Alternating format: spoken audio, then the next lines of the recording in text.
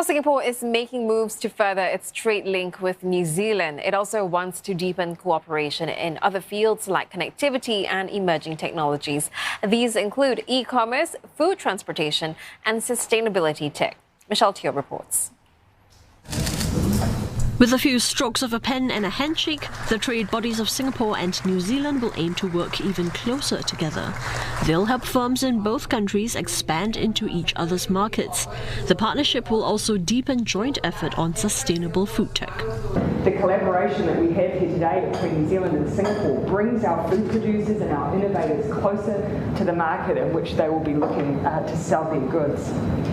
With an ageing population, with growing food waste and increasing consumer demand for nutrition, I'm excited by what we can do together to solve these global problems. Food and beverage make up 60% of New Zealand's total exports to Singapore, and it's hoped that this will expand to areas with emerging opportunities such as agri-tech, transport and e-commerce, where both sides can complement the other.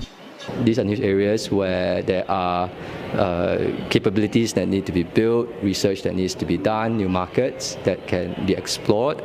There are opportunities for us to go together, understand where each of us have strengths, and be able to then share knowledge and see how we can develop and strengthen ourselves.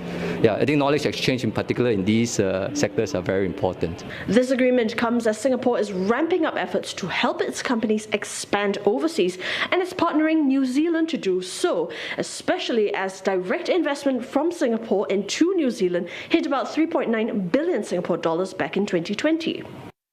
And such investments into New Zealand is expected to track even higher. That's because the latest agreement gives local food tech firms like Shiok Meats the confidence to expand abroad.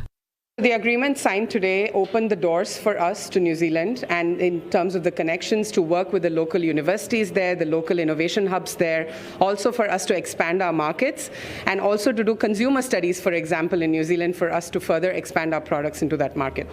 It's also in line with Singapore's strategy to support the growth of high potential companies to succeed on the global stage. The target is to grow exports to at least 1 trillion Singapore dollars by 2030.